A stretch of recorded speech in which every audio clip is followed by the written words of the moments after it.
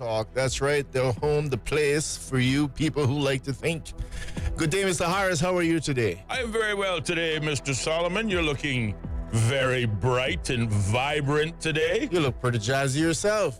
You're too kind. You're too Wearing kind. one of my favorite colors, dark blue. Yes. Have a good day today? I remember when I was young and I used to go swimming, swimming like a little fish. Oh, yeah? Boy, and all of a sudden I hit that purple looking water like, turn around. Kind of deep water, yeah. Boy, that was scary You stuff. can't see the bottom. Even when you dive and you hit that, it's like a wall in front of you. Yes. Like, oh my God, this is not for me. The first time I used to be an avid scuba diver, and I remember the first time I did a west wall dive, which is a dive off the wall on anywhere on 7 Mile Beach, and is different than the north wall because the west wall is a straight, drop off, whereas the north wall is kind of a gradual descent, and you can sort of, see the water getting deeper, and you still see the shore bottom for a while until it gets to a point where it falls out of sight. But the first time I did a west wall dive, I'll never forget it. It was a boat dive. And I think it was like maybe 22 people in total. And of course I was in the last group to jump in the water. And when I dove in, it was a beautiful picture perfect day. I mean, almost completely flat. And of course the waters and the colors are just absolutely brilliant. But jumping in the water, and of course, once you start to descend just a little bit, working on your buoyancy, making your way down, I'll never forget the sight that I saw, and it was a literal wall of bubbles for the two other groups that had already descended and found their way to, if not the bottom, well, certainly where they were going to hover for the dive. But at the surface level, all you don't see the bottom at all. You just see bright, beautiful blue, and then this wall of bubbles from the, 15 or so divers that are down there already, and their bubble return, if you will, from their exhaust is all you see. And it was the most brilliant and obviously memorable event that it stays with me. But to your point, even whether you're snorkeling or diving, sometimes you go out there and you can't see the bottom, it's deeper. Your nerves definitely start to play on you just as tad. You always got the feeling, it's almost like you could envisage something just reaching out of that thing and just grabbing you and pulling you in. It's like, oh my God. Yes. No, absolutely. It is very scary. And again, whether it be the west wall or the north wall, there have also been one or two occasions where, I would sit out there and just sort of get captivated, if not gazing off into the distance, kind of like a Finding Nemo moment, where the boat is there. You say, what's that? That's a butt. But off in the distance, you would sometimes see a fish, usually a large fish. I don't think I've ever seen a shark come at me, but I have seen things like wahoo and dolphin just literally emerge from the distance. Yeah. But at first, all you see is a shape. You have no idea what it is. And, of course, your heart starts to race because automatically the song of Jaws is playing in your head. And then, of course, it reveals itself the closer it becomes, and then you start to calm down a little bit. But to your point, you're absolutely right. You just don't know what's coming at you, and you are absolutely in their world. Make no mistake about it. Speaking about their world reminds me, I used to like to go, when you could.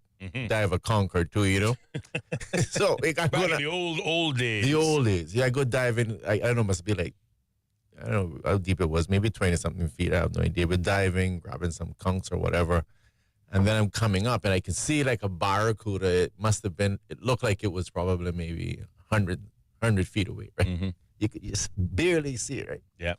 And I had one of these goggles with the little silver piece around it. I mean, whoever came up with those weren't too bright. I know it reflects the sun. It reflects the sunlight. Catches the barracuda's attention. And he or she, whatever it was, must have thought it was a fish. I'm giving him the benefit of the doubt. Yeah. Hey, look at Ellio. Let's mess him up. Anyway, I'm thinking he's thinking it's a fish, but either way, like in a split second, this thing is right next to me, knocks my goggles off. Must have realized it just in the nick of time or something. I have no idea. Wow. And it just rang out to me, said, this is not my world. Let's be clear. Yes. For any idiot who is in the water and thinking, no, I can handle this. You cannot handle this. Okay? Yeah, indeed.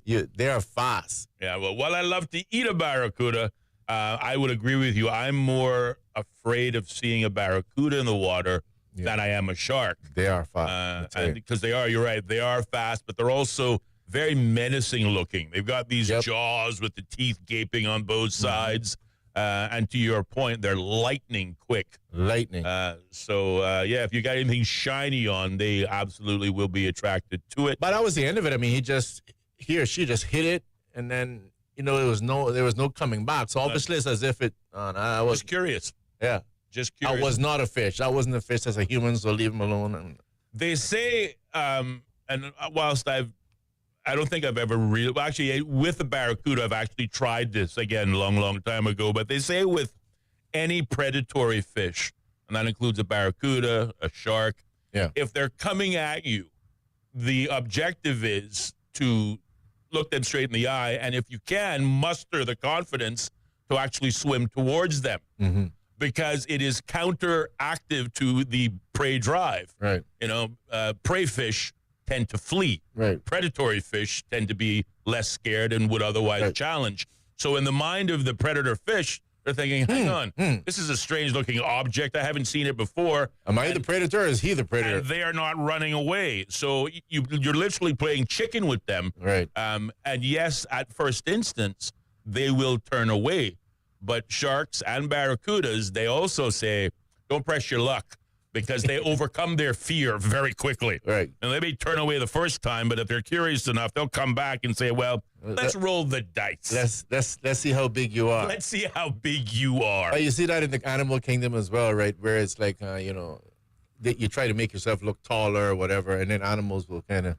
So I guess maybe it's just a general thing in terms of predators. It certainly is. So considering that, Austin, like, you're so much bigger than me, you're the predator in the room. Is that what you're trying to tell me? I'm gonna have to get something maybe a little bigger. I'm a teddy bear. Anybody knows me, I'm a teddy bear. He's like, I'm a lover, not a fighter. But now that we're talking about, of course, our mutual experience of the underwater world, I want to say, I'm sad to see it go, but at the same token, I'm a realist. Nothing lasts forever. Mm-hmm. There have been a lot of talk in the media and certainly in the community about Kathy Church and her studio there just off of Sunset House, at the Sunset House hotel location. She's been there, I think, for over 40 years. First, I want to say a heartfelt thank you to Kathy Church and her underwater photography, because it was because of her early images that developed my love or initial interest in wanting to, dive and get in the water. And I suspect I wasn't the only one. Right. I also, want to thank the likes of Darvin Ebanks, who oftentimes plays the pirate, but he also is a remarkable underwater photographer. I think he used to dive for Bob Soto's originally, I believe. If he's listening and I'm getting it wrong, forgive me, but I believe he was one of the early founders or early dive masters, instructors, Caymanian that I'm referring to, that started to work at Bob Soto's, but then he picked up a talent for underwater photography.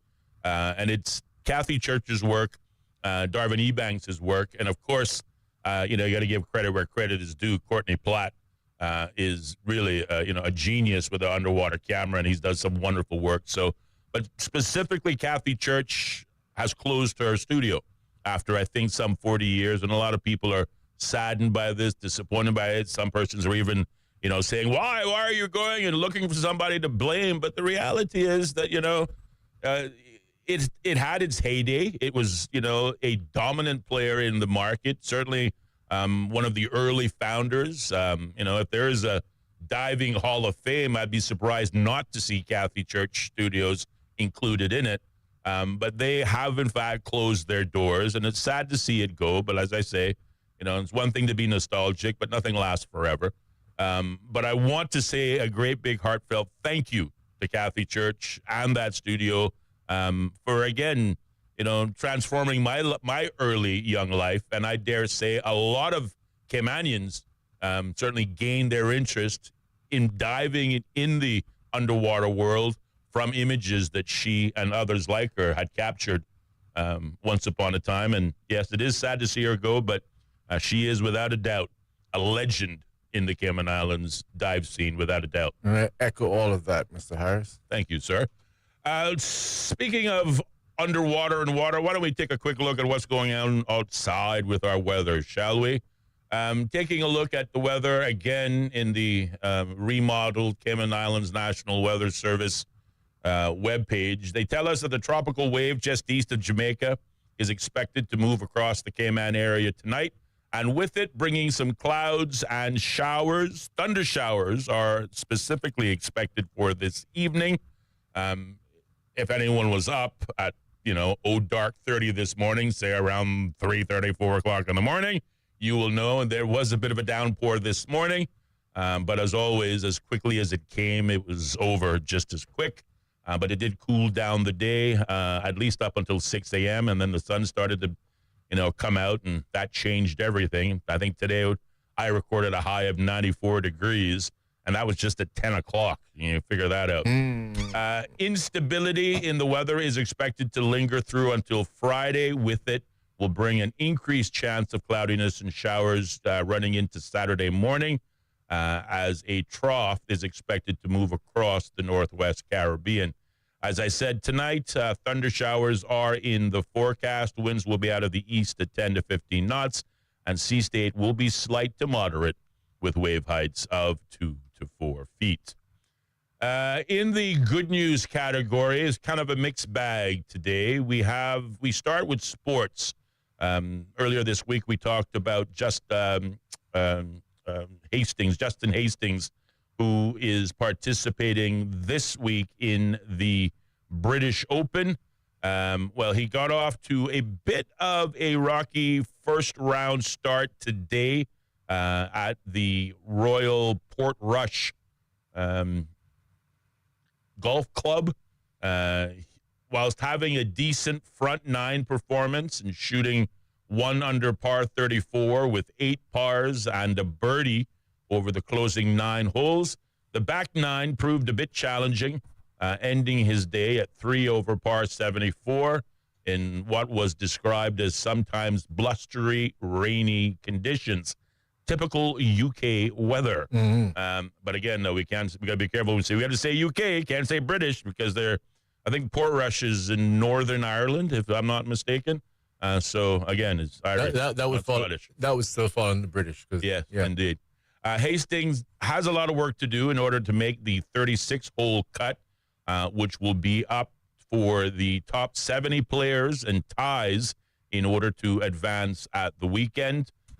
He has a second opportunity to improve on today's scores with a tee time tomorrow at I think it's 11:58 UK local time or 5:58 Cayman time.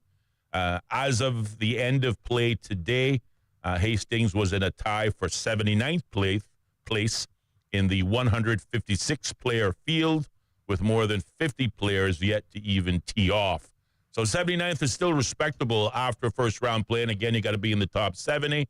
But again, there's still 50 other players that had not even begun yet, so that 79 may fall even lower as the day continues. You're a sportsman, Austin. Undoubtedly, I got a little experience in it once upon a lifetime. I'm glad it's you, buddy. Once upon a lifetime ago.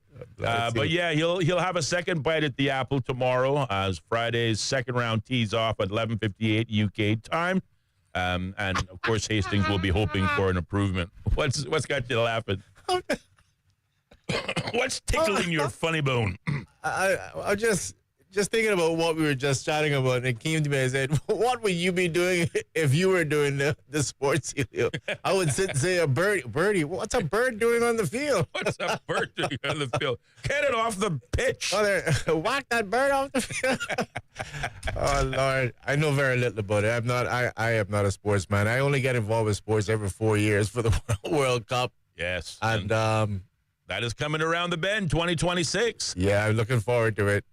I was looking at that as well, looking advance at the World Cup, just seeing what to expect. Of course, I was scanning, the Team Brazil. Mm-hmm. But this next year, it's going to be held in 3 separate countries, U.S., Mexico, and Canada. And I had questions like, wow, that's kind of odd. And apparently, it's not the first time. I think it was 96 when they played in Japan and in Korea. Well, either way, they're not waking up at 3 a.m. to watch a game, is your point? No, well, that's the bonus round there. Okay. We don't have to wake up at 3 a.m. to watch the World Cup come next year.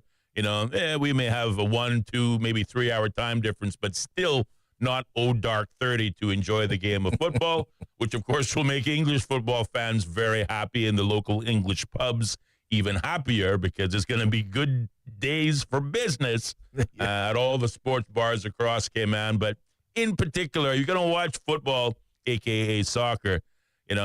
There's no place quite like an English pub to watch it take place. I'll take your word on it. It is. It's an experience, believe you me. Yeah, those pubs are a sport in itself. They certainly are. And the English take it even a step further with all of their songs. There's a song for everything.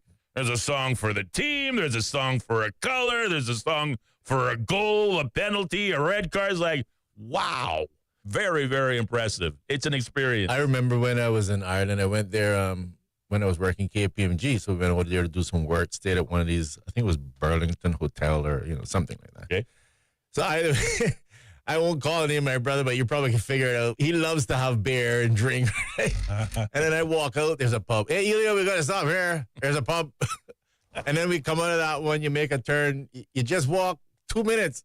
Oh, there's another. I'm like, how many pubs do these people have? Oh, I want to call his name. He's got one of those names that you just love to say out loud. But out of respect for him and the family, he will remain nameless. Yeah. But I know exactly the one you know who I'm talking about. Boy, I'm like, why did I bring you along? You're enjoying this way too much. He's an animal. Yeah. Love him to death, though. I love him to death. Yeah, you got your ears on, buddy. It's all but love. Nothing but love. You nameless love, bub. You nameless guy. We love you.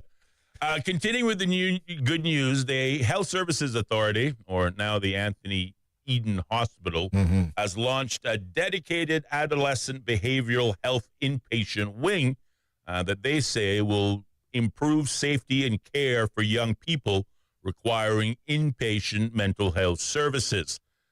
This new adolescent behavioral health inpatient wing first opened yesterday, the 16th of July, and includes a 3-bed unit that is structurally separated from the adult inpatient facility and features an independent access point, private bathroom facilities, and a dedicated dining and recreational area. All of the area is monitored around the clock by closed-circuit TV systems. The interim measure, according to a press release issued by the HSA, stated, and I quote, "This interim measure allows us to provide age-appropriate care to adolescents in a safe and secure environment, while permanent infrastructure solutions are still being finalized. The decision to restructure the facility comes in response to steadily increasing demand for adolescent mental health beds, and by separating the units, the HSA has restructured their existing space to better meet the needs of all patients without reducing the overall quality of care. The adult inpatient unit now accommodates up to 8 patients, while the adolescent wing supports up to 3. 2 young patients are currently receiving care in the new unit, and they are supported by a multidisciplinary team of trained mental health nurses, clinicians, social workers, who all provide therapeutic support and close supervision. So I think that is absolutely wonderful news. Certainly, long anticipated and waited. It is just regrettable that I think the push to open this unit, like most things, I mean, again, we criticize, a lot of people, a lot of different government departments. We're more reactive than we are proactive, and we think of this, we think of the policing services. They always show up at the accident after the fact. But this action for a dedicated adolescent wing comes hot on the heels after police announced, I think, if not earlier this month, last month, that they were investigating a report of a sex crime at the hospital, which occurred at the mental health unit. But it is encouraging. It's better than what we first heard. You will recall that we first heard that there may have been an alleged rape that occurred by a male patient on a underage or minor female with a young child, having witnessed it all. What we now understand, and again, the police have not been forthcoming with this information, it's just sort of what you hear on the street. But what we now understand is the incident involved a male patient exposing himself to a teenage girl. Again, still, an unpleasant thought, but it's not rape, which is an even worse thought.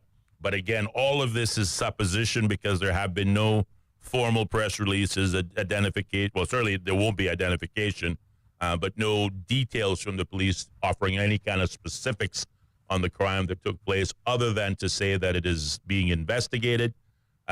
Obviously, that incident, hurried up the process of separating a child wing from an adult wing. It is unfortunate that once again we have to be reactive instead of proactive. But I won't look a gift horse in the mouth. Delighted to see that this wing has been opened, and this certainly does represent good news for the community, but in particular for parents, perhaps, who have young people who suffer from mental health disabilities or illnesses that require perhaps either around-the-clock care or more specific medical and therapeutic care. It is encouraging to see the hospital have achieve this milestone, and we will call it 9 times good news with just a 1 for a bit of bad news that brought it out to be what made it happen, so to speak. So that is encouraging. And one final bit of good news, well, actually maybe 2, but I don't know if we have time for 2. Leadership Command class of 2025 graduated in style earlier this month. The Chamber of Commerce marked its 60th anniversary with a landmark celebration, the graduation of the Leadership Command class of 2025. The event was held at the Marriott Grand Cayman Resort earlier this month, and the ceremony honored 22 rising leaders in the community who completed the grueling 6-month program that has helped shape more than 360 alumni since its launch in 2010. Chamber President-elect Christina Spratt applauded the graduates and the program's enduring legacy. She said, and I quote, "Tonight we honor a remarkable group of professionals who have chosen to invest in themselves, their community, and their future. You've proven that leadership is not just a title, it's an action, dedication, and growth." Also want to recognize the companies that help make Leadership Cayman 2025 possible. Many of them, of course, have been with the program since its inception in 2010. Topping the list, none other than A.L. Thompson's. Want to thank that organization for their community-minded spirit. We also have more Wheaton Precious Metals and the Royal Bank of Canada for sponsoring the class of 2025 for their continued commitment to the Leadership Cayman mission. Miss Christina Spratt encouraged the class of 2025 to stay connected through the growing alumni network and to be ambassadors for the program moving forward. Again, kudos to the Chamber of Commerce for this program. I think it is a very valuable program. It's one, of course, that teaches students, a number of very interesting facts about the Cayman Islands, but also Cayman Islands corporate culture and identity, from whence we come, giving people a bit of an understanding of our own history, but certainly, seeking to hone, if not sharpen, future leaders of the world, former politicians, persons who would later on become politicians are, included in this group. Some are some of our more outstanding Caymanians who continue to be rising stars in their respective industries, and arguably they are rising stars because of having gone through this program. So certainly want to congratulate the Chamber of Commerce for continuing the program, and more importantly, want to congratulate the now over 360 persons who have committed themselves to the 6-month course, have applied themselves, gone through it. They very clearly are better served because that's a healthy number. That is a very, very healthy number. And again, this is good news for all of us here in the Cayman Islands. And at 57 minutes past the hour, 4 o'clock, very quickly, the Royal Cayman Islands Police Service has now launched a public survey aimed at gathering feedback from the community about policing in the Cayman Islands. The survey is accessible online and encourages residents to share their views to help shape the future of policing services. The survey will be open from the 4th of July to the 25th of July and can be accessed online at getformally.app/B8QQPX. Don't worry, you don't have to remember it. We'll share the link on our Straight Talk Facebook page as of this evening, and you can go online and check it out. Now, 59 minutes past the hour of 4 o'clock, and we do have to pause, take a short commercial break, check in with the top of the news and our news partner, the BBC. But don't even think about changing that radio dial. There will be more Straight Talk still to come. The phone lines are open at 745-2626, and the discussion, it will continue when we return on Bobo 103.1 FM. Bobo. The BBC's From Our Own correspondent. In today's Russia, no one is allowed anywhere near the political stage if they pose a serious challenge to Vladimir Putin. Stories and reflections from our reporters around the world. There is a major sense of insecurity here. More people are coming in from Sudan every day. From Our Own correspondent from the BBC. The home of the BBC World Service. This is Bobo FM. How can we understand the world better? The BBC World Service is a window onto the wider world. The vantage point from which to survey a new horizon. News, reports, and analysis from around the world. Stories we think matter. Different people from different societies. We get to the heart of global issues. News, stories, and global perspectives from the BBC World Service. The home of the BBC World Service. This is Bobo FM.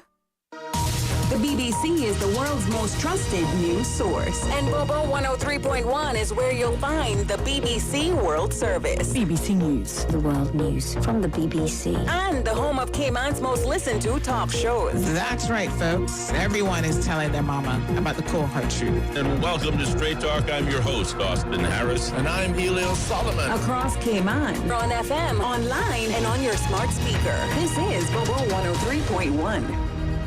This is Bobo 103.1, powered by Health Services Authority. At Health Services Authority, they are committed to caring for you. They are Cayman's largest and longest-standing healthcare provider, offering the most comprehensive range of inpatient, outpatient, and public health services at 9 different locations across all 3 islands. Across Cayman on 103.1 FM, online, and on your smart speaker. The home of the BBC World Service. This is Bobo 103.1. BBC News with Sue Montgomery. It's emerged that the personal details of dozens of British special forces and intelligence operatives were included in a massive data leak of Afghans who'd applied to move to the UK. The information was mistakenly released by a defence official in 2022, but was covered by a secrecy order until this week. Our security correspondent is Frank Gardner. Given the revelations we've had in the last few hours that MI6 and SAS and SBS operatives have got their names on this, think about who that would be useful for. Britain's adversaries. So the Taliban are going to be less interested in that. Those people aren't coming back to Afghanistan. But that kind of information is very interesting for Russia, China, Iran, possibly even North Korea. So there is the risk that it will have fallen into those hands. The US has said it did not support recent Israeli strikes on Syria this week and that President Trump viewed the attacks with displeasure. The Israelis have bombed both the capital, Damascus, and the southern province of Suwaida, resuming such strikes only this evening, Thursday. Tom Bateman reports from Washington.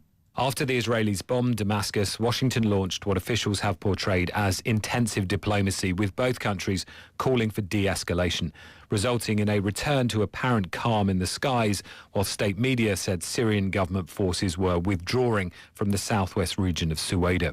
Hundreds of people have been killed there since Sunday in sectarian bloodshed unleashed between Bedouin tribes and the Druze minority.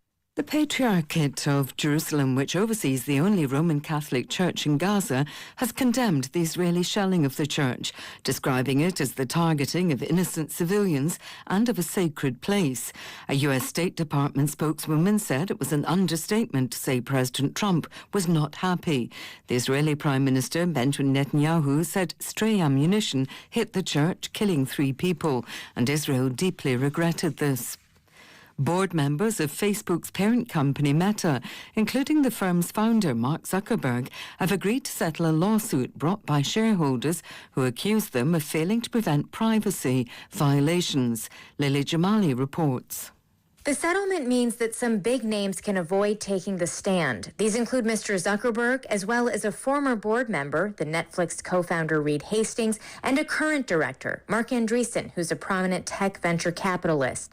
The trial stems from alleged privacy violations culminating in the Cambridge Analytica scandal. In 2018, it emerged that the data of millions of Facebook users had been leaked, ending up in the hands of a political consulting firm working for Donald Trump's 2016 presidential campaign. World News from the BBC.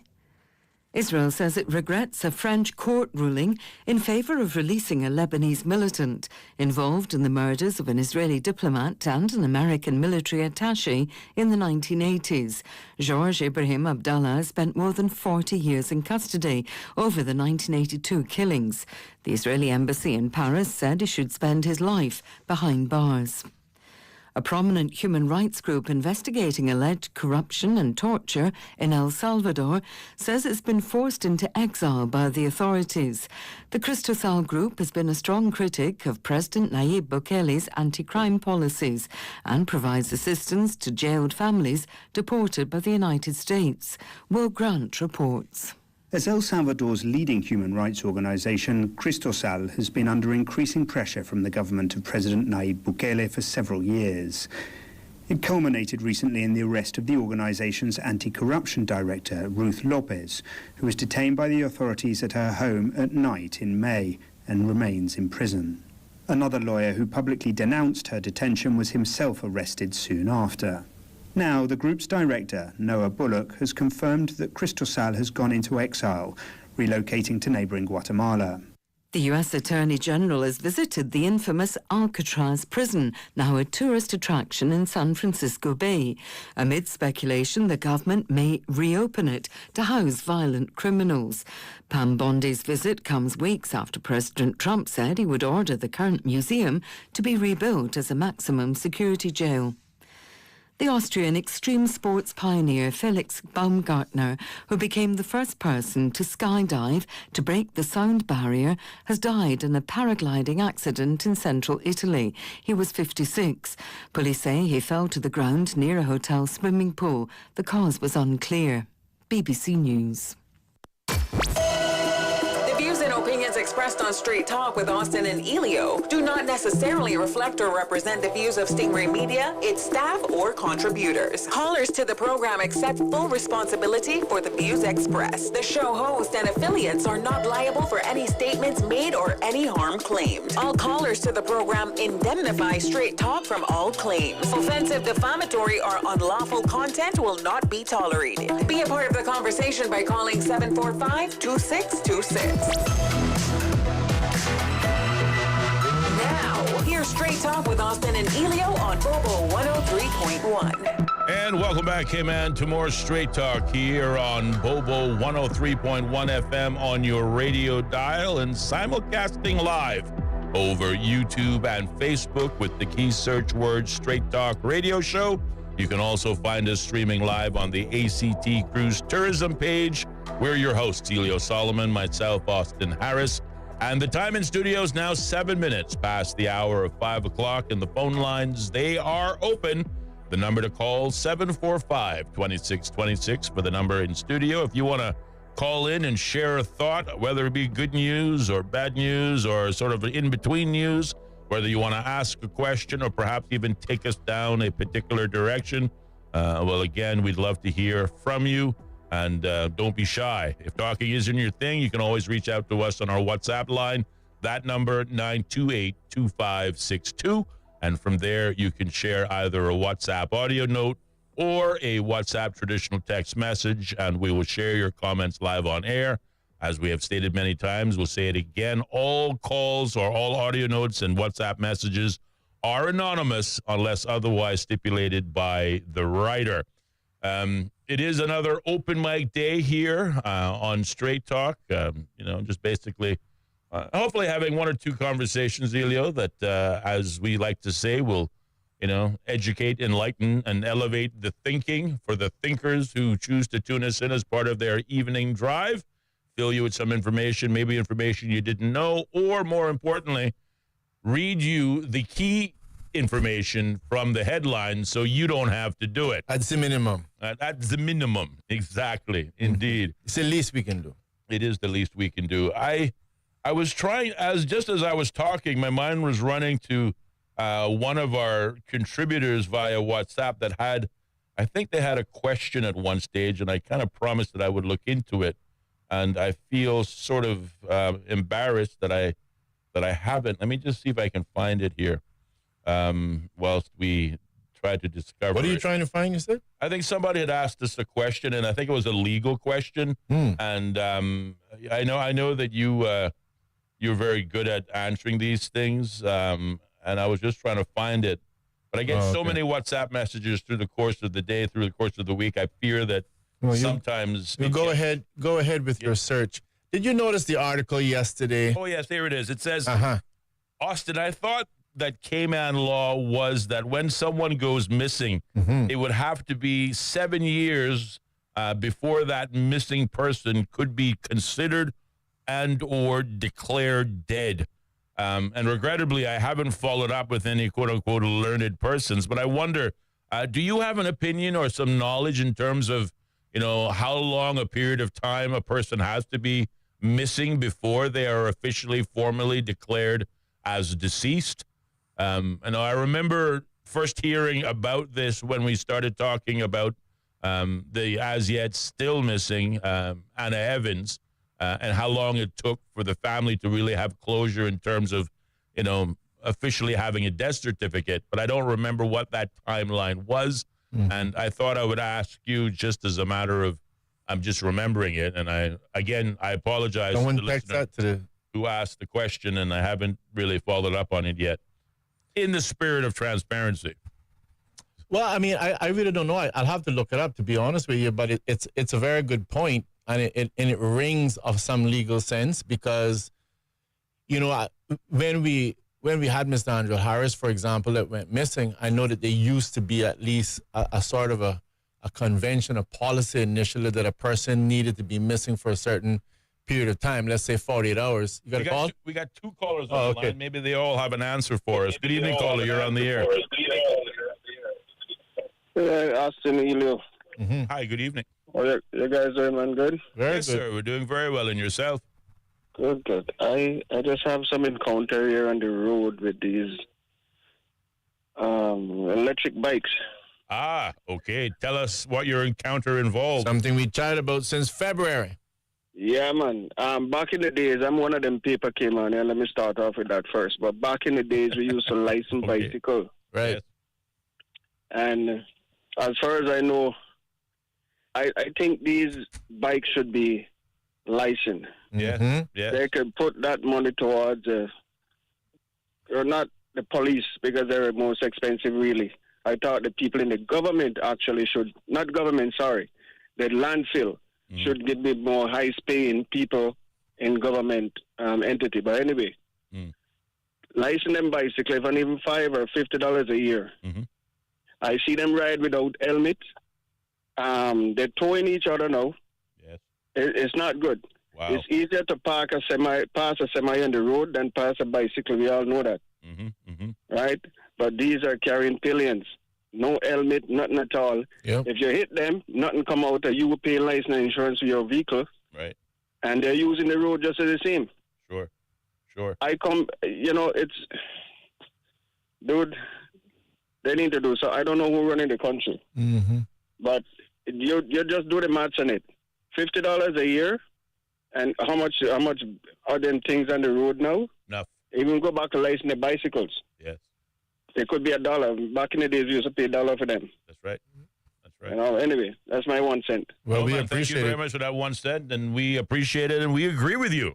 Ellio, you want to lead off on this? No, I definitely want to say I agree with him completely. It was something that we both chatted about, I think, from as early as February when we got started on the program. Yes. I will say that there is a little bit of light at the end of the tunnel, because I think the government, as in the civil service itself, actually made an announcement. It might have been Mr. Eric Bush, but I'm not really 100% sure. But talking about the fact that they will be looking at some of these, or they are looking at these scooters, et cetera, whatever you want to call them, and the motorized bicycles. And that they will be looking at, most likely, I think it's going to be the licensing, and definitely clearly instructing them in terms of how they're supposed to ride. Like, for example, one is the scooters. You're not really supposed to have those outside of a 30-mile-per-hour zone. Okay. And I see them on Linford Pearson Highway trucking. And, yeah, so there's a lot of different things. I'll actually look and see exactly what the government said. That will definitely offer some qualifying remarks to your concerns. Yeah, no, absolutely. And I'll just chime in. Certainly in this conversation, to my colleague's point, could have been, fresh out of the gates when we started back on the 10th of February or a few weeks after that. But we agree with you, caller. We were also citing our concerns of the absence of helmets and protective gear. A lot of these are stand-up scooters. They resemble the scooters you'd otherwise give your young children at Christmas, but those had no engine and they were under just foot power, and you'd only, ride them around perhaps your neighborhood. You wouldn't dare go on the road with them. And again, times change. We get it. We're trying to cut down on the traffic congestion. We're trying to, be kinder to the environment, and we're, giving persons a affordable means of transportation, whilst also generating income from the businesses that develop to offer these services. All of these things are good things. But there comes down to protecting individual lives for both the riders of these particular scooters, but also, to the caller's point, the, vehicles that have to share the road with them. If you do end up hitting them or just brushing them, really doesn't take much, to knock a young person or anybody off of these scooters, and they're not wearing any sort of protection whatsoever. So if they fall, and if they are doing 30 miles per hour, it's going to leave a mark. Yeah. And worse, if they fall and hit something, it may be even more serious. So we 100% agree with you that this is, regrettably, hate to, introduce more bureaucracy, but this bureaucracy could end up saving lives, and therefore there should be a licensing regime around these scooters just to protect the individual riders, but also the other road users who, as we talk about, oftentimes use the road as well. So I thank you very much for taking the time and sharing that call with us. 745-2626 is the number. The other caller hung up. The other caller didn't stick around, but again, I will ask the question. We're sort of trying to, satisfy a question that a listener posed to us, and we just don't know the answer. And so I'm looking it up, and I think the caller is correct, or the author of that question is correct. 7 years? What I'm hearing is, under official practice in Cayman, a disappearance of at least 7 years with no contact or credible sightings forms the basis for a legal presumption of death. Okay. After that period, family members or other interested parties may petition the court for a presumption of death certificate. And this is where I said, even without the exact knowledge, what the author was saying definitely has a legal ring of sensibility to it. Because you can see that even with respect to what is being said, no, you have to have that happening. You can imagine just for insurance purposes, pension, all these legal documentations and contracts. There's a period of time, even getting access to people's accounts. There's a myriad of different things that has to take place. So again, just that quick research tends to validate what the author has said. Well, fantastic. Thank you, Ellio, for that. I knew I was coming to the right person. My friend is a learned colleague without the learned colleague degrees that go behind it, but certainly does have a strong legal mind. And if not, he sure knows how to use Google like a pro. But I want to thank the listener who shared that question with us. I want to apologize. It has inadvertently slipped my attention, but it did spring to mind. And again, I'm just lucky and grateful that we could answer that question for you and encourage you. Again, if you can ask a question, take us.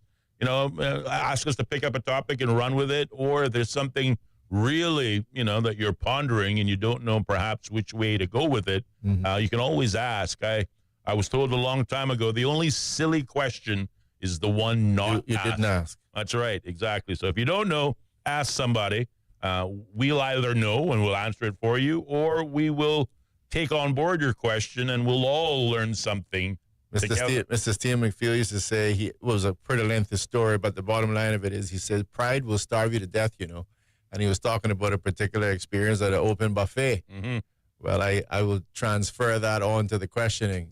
Pride will starve you to death. Don't have any big pride about it. Just ask the question. Just ask the question. I assure you, once you ask it, everybody in the room will pretend. Well, that's a silly question. We already knew that. Right. But they're lying. They're lying. They are lying. They didn't know the answer either. They didn't know it either. That's why you didn't get 10 hands in the air ready to answer it for you. Exactly. Taking us back to that conversation you were having earlier this week about who is the smartest person in the room. All right. There you go. Indeed. 18 minutes past the hour. 5 o'clock is the time in studios. I guess it's a bit of good news. I certainly took it as such when I was reading the headlines from my favorite Cayman Independent newspaper, online newspaper. And it was kind of shocking. It says Cayman's insurance sector aims at a record-breaking year. Let me share a few snippets, if I may. Go ahead. The Cayman Islands international insurance sector is on track for a record-breaking year in 2025 after the Q2 licensing figures from the Cayman Islands Monetary Authority, or CIMA, were revealed that further growth in this jurisdiction business, according to the Insurance Managers Association of Cayman, or IMAC. CIMA issued 21 new international insurance licenses in the first 6 months of 2025, with another 9 applications being approved in principle and just waiting on the final stamp of approval, and yet a further still 14 that are currently under review. If all of these additional licenses are all officially approved, then the sector would have already exceeded last year's total of 42 by a number of 2 to 44 for the year of 2025. And there's still a lot of the year left. So obviously suggesting that insurance is proving to be big business in Cayman. There are now, get it, 712 Class B, C, and D insurance companies domiciled in the Cayman Islands, collectively writing around $41 billion in premiums and managing over $152 billion in total assets. These figures, of course, don't include individual SPCs, that's segregated portfolio companies, or SPVs, which are special purpose vehicles largely used in the financial services world of high finance, but it highlights the broader scale of activity in the jurisdiction, according to a press release from IMAC. Now, I want to point out that Class B, C, and D are not the Class A, a.k.a. retail insurance companies that we as citizens walk into and we can access those services. And I didn't know this. Presently, I had to look it up from CIMA. Presently, there are a total of 24 Class A insurance firms offering things like health insurance to citizens and workers in the country. And of course, it's not unusual that we hear particularly insurance firms boasting of their annual returns. And I'm thinking specifically of those 24 retail or Class A firms that have consistently posted, another record-breaking year one right after the other, almost consistently. And again, rather, I guess, cautiously or, from a criticism standpoint, I say, well, they're making all of this money, but who are they making the money off? They're making the money off of the backs of us otherwise hardworking citizens in this country. So on the one hand, the cost of living is, not cheap. But on the other hand, it certainly is a jurisdiction that is, very welcoming, if not a gold mine for certain sectors in financial services. And insurance is just another type of financial service, and if not a key partner in the traditional financial services machinery. But I also learned something that I didn't know and again, I acknowledge it in full transparency. I learned this about 3, maybe 4 weeks ago.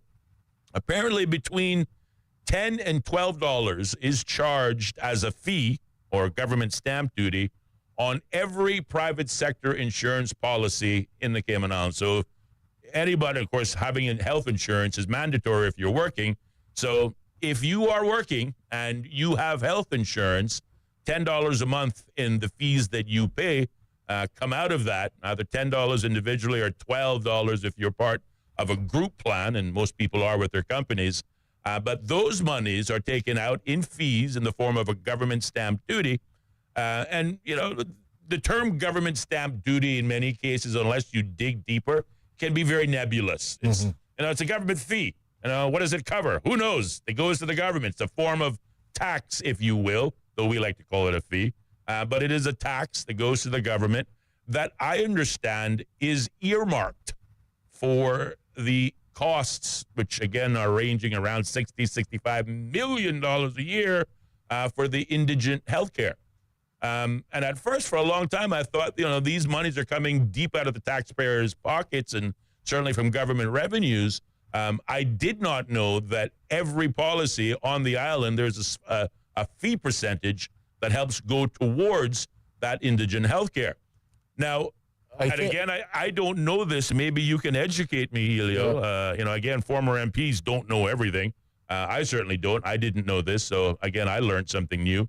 But I suspect that this government stamp duty goes straight to general revenues. I don't suspect there's a segregated, escrow fund that may say, okay, from the insurance sector, the $10 or $12 per insurance, premium goes directly to this special account because this is the money we're using to help us, defray the overseas indigent medical care for those persons who are either underinsured or don't have insurance at all. I don't know whether it goes into a special escrow account, a segregated account, or again, my general belief is it goes into general revenues, but maybe you might once again enlighten me. Well, I mean, first of all, I wanted to say that even if the payments are coming off the insurance, that you can see that it's still not poor you and I, the taxpayer, that's covering it either way, right? Right. But from my own personal experience in terms of paying the insurance, which you have to do when you have all these employees, that one's mandatory. I only see this $12 fee on the initial sort of payment. Right. I don't think it's a recurring thing. Well, I actually saw and again, I had an opportunity, this is where I learned it. Yeah. To see a company's books. I don't remember the context in which it came up. Just sneaking around in people's books now, Austin. You know what I mean? They left the drawer. What's this? This is interesting. Wow, I was working. You got a lot of clients here. But no, it was it was shared with me. I won't ask you. And it was a comment that said, no, out of every bill, every premium, so you're paying on a monthly basis, whatever it is you're paying for that insurance cover, I'm gonna look this up too. $10 or $12 comes out of it. And as one writer says to the program, health insurance is mandatory whether you're working or not. So, whether you have a job or you don't have a job, you're required to carry health insurance. Well, the insurance lobby is working, I can assure you. Very much so, actively so. But I've only seen it. I've only seen it when you open the account. Okay. Like, for example, I have one policy, I can just see it right in my mind's eye. It was like $124, right? The standard SHIC program. And then it was an attachment for $12. Right. But but that's the initial payment. I don't see that on all of the recurring payments. Well, again, but I'm going to look it up now. Please do. And if you don't get to it first, then we also offer this up to our single greatest asset, the listening audience. If somebody's in the insurance business and perhaps they might further enlighten us, are these fees, particularly the government stamp duty, per insurance premium charged just one time when you open the account and maybe it's an annual fee? Or is it charged as part of your monthly fees if you're paying monthly or whatever the case may be? I mean, people pay at different times. They can pay quarterly. They can pay annually. A lot of businesses, obviously, you get a paycheck and you get your insurance deductions. Each time you get a paycheck, there's a deduction for insurance. There's a deduction, I think, 5% for pensions. And that comes out at every wage pay. I believe the $10 or $12 stamp duty comes out at every wage deduction or payment. My colleague believes it might be an annual thing or a one-time thing. I don't know which one is right, but we offer it up to you, the listening audience, to identify for us.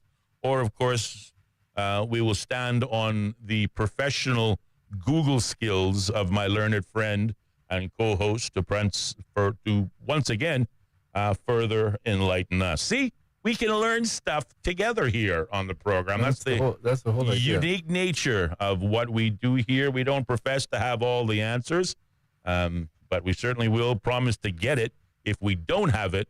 But sometimes it's just a simple matter of throwing it up, offering it on the table for discussion, and maybe someone in the listening audience, a professional or two, or someone with more knowledge than either one of us on this topic, will enlighten us. And again, the phone lines are yours. 745-2626 is the number. We would love to hear from you.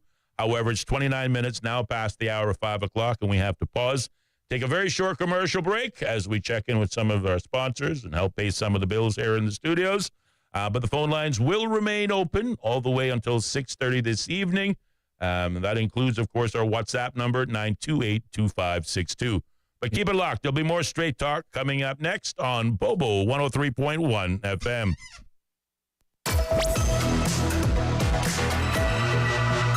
More Straight Talk with Austin and Ellio coming up. Be a part of the conversation by calling 745-2626. Bobo 103.1. Visit Healthcare Pharmacy's second location in Governor Square, servicing West Bay and the 7 Mile Beach Corridor with the care and professionalism you have come to expect from Healthcare Pharmacy. Healthcare Pharmacy in Governor Square also stocks a huge selection of Hallmark and shoebox greeting cards, vitamins, sunblock, last minute, and everyday needs. To refill and transfer your prescriptions, simply WhatsApp 329-7313 or visit healthcarepharmacy.ky or drop by Monday to Saturday from 9 till 6. Drinking water is vital to our health. At Cayman Water, we use reverse osmosis desalination to ensure safe drinking water. A semi-permeable membrane allows fresh water to pass through, blocking out contaminants. Then, we finish with a post-treatment process and conduct frequent extensive testing to ensure that you get healthy drinking water with an average pH of 7. Not only is water out of your tap safe to drink, it's approximately 400 times less expensive than bottled water. Help to reduce plastics and save our planet. Cayman Water cares. Learn more at caymanwater.com. Cayman, Units is here, the island's newest move-in and storage solution. Our robot delivery system allows you to put your unit almost anywhere while providing level loading, uploading, and minimizing shifting. What's even better, no time constraints. Pack at your own pace for moving or store as long as you need. Short-term or long-term, at the home or on the job site. Units, fast, safe, and secure. Check us out at units.ky and be sure to follow us on Facebook and Instagram. When it comes to cooking for my family, I turn to Kirk Market for all our nutritional needs. Whether whipping up a quick stir fry with lean CAB choice beef or preparing a healthy weekend dinner with fresh local snapper, Kirk Market always has exactly what I need. At Kirk Market, I find premium proteins that keep my family healthy, energetic, and always coming back for seconds. Visit Kirk Market today. Bring home the quality and freshness your family deserves. Kirk Market. Eat well, live well, and experience a world of choice. Looking for TVs, electronics, sound systems, speakers, gaming consoles, games, and smart home gadgets? Shop Cost You Less. Looking for housewares, small appliances, fans, mini fridges, and cooling? Shop Cost You Less. Looking for baby supplies, toys and games, pet supplies, cleaning supplies, and auto supplies? Shop Cost You Less. Looking for quality produce, grass-fed meats, and groceries? You guessed it. Shop Cost You Less. Cost You Less is your destination for everything you need on island. Cost You Less. Everyday low prices on items that matter to you. At Priced Right, spending less on everyday products is easy. Spend less on office supplies, tools, and automotive products. Spend less on groceries, fresh produce, and meat. Spend less on electronics, TVs, and speakers. Spend less on home furnishings, beauty products, and apparel. At Priced Right, we believe you can live better for less. To start saving, visit us at the Airport Center in Georgetown or at Republic's Plaza in West Bay. For more info, visit pricedright.ky. Live better for less at Priced Right. Across Cayman on FM, online, and on your smart speaker. This is Bobo 103.1, powered by Health Services Authority, committed to caring for you. The views and opinions expressed on Straight Talk with Austin and Ellio do not necessarily reflect or represent the views of Stingray Media, its staff, or contributors. Callers to the program accept full responsibility for the views expressed. The show host and affiliates are not liable for any statements made or any harm claimed. All callers to the program indemnify Straight Talk from all claims. Offensive, defamatory, or unlawful content will not be tolerated. Be a part of the conversation by calling 745-2626. Now, here's Straight Talk with Austin and Ellio on Bobo 103.1. And welcome back, man, to more Straight Talk here on Bobo 103.1 FM on your radio dial and simulcasting live over YouTube and Facebook. We're your hosts, Austin Harris. We're your host, Ellio Solomon and Austin Harris, with you all the way until it's getting out of control now, Austin. Tell you what, boy, referring to myself in the first person now and everything else. The audacity, the unmitigated gall of some people. First he calls my name. Now he's leaving my name out. Calling him. But either way, how rude. On a serious note, I can't find it. I only find the $12 administrative fee or whatever it is. Okay. And like I said, that kind of rings true for me, at least in terms of my policies or the policies that I pay for. Mm-hmm. And yeah, it was kind of like you get this additional $12 administrative fee in terms of setting up the account, and then that's a one-timer. Or somebody might be giving us some info. Yeah, we got a caller on the line. Maybe they got an answer for us. Good evening, caller. You're on the air. Hi, good evening, guys. How are you? Very well. Thank you for your call. How are you? I'm all right. I actually have nothing intelligent to add to your conversation. I simply wanted to ask a question. Sure. If the two of you would be so kind as to sing happy birthday to Amelia Rivers, sister of Jordan, daughter of Paul. Okay. All right. Whose 19th birthday is today. 19th. Oh, wow.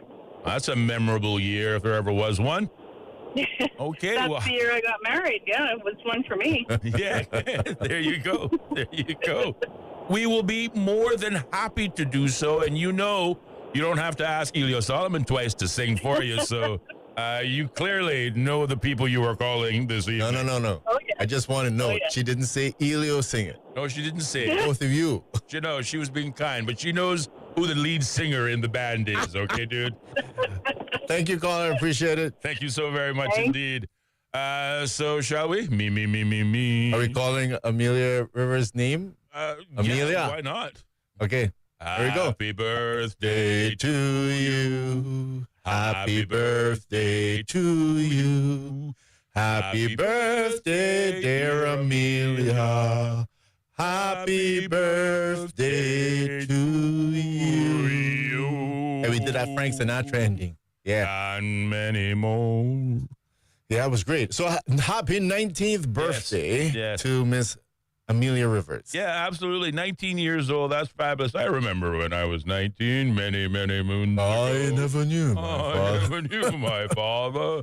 And now I don't even remember what it was like to be 19 so many moons ago. I can't remember what I was doing. But happy birthday, Amelia. We hope you have a wonderful birthday. And again, it was a pleasure to sing for you. Thank you to that listener for asking. Obviously, something we're very shy about doing, isn't it, buddy? I don't know about that. I tell you what, don't need any reason. Introverts, we would make great talk shows. We didn't need anything. We didn't need any encouragement to sing around here, so they appreciate it. Oh, absolutely. So we're doing a happy birthday greeting every day. Wait till our Christmas album comes out. I keep telling people, it's gonna be phenomenal. It really will. Yeah, top of the charts. But I don't hear anybody giving us any information on this $12, Mr. Harris. So I'm gonna have to, at least for me, I'm gonna have to settle from not being able to find anything on the internet really quickly, and then couple that with my own personal experience. I think, as far as I know, there's only that $12 administrative fee. So maybe something has caused us and guided us in a slightly, I don't know, different, incorrect direction. Well, again, I tell you what, I like the concept. I can't say I know it for a fact because, again, I was only informed just 3-4 weeks ago that there is such a fee, and it is in the form of a stamp duty. The only difference we have on the table right now is, does it come out at every, monthly with every wage deduction, or is it just a one-time fee that is charged on any new health insurance contract either one time and one and done, or is it an annual thing, or is it at every wage? But speaking of that, I do want to lodge something because I'm not sure what's happening with this, and we need to check with the government on it. I remember when I was in office, because as you know, one of the things that I was partly responsible for was housing. Mm-hmm. And we were successful in building 87 affordable homes. And at the time, we were in, major financial challenges in the country. Yep.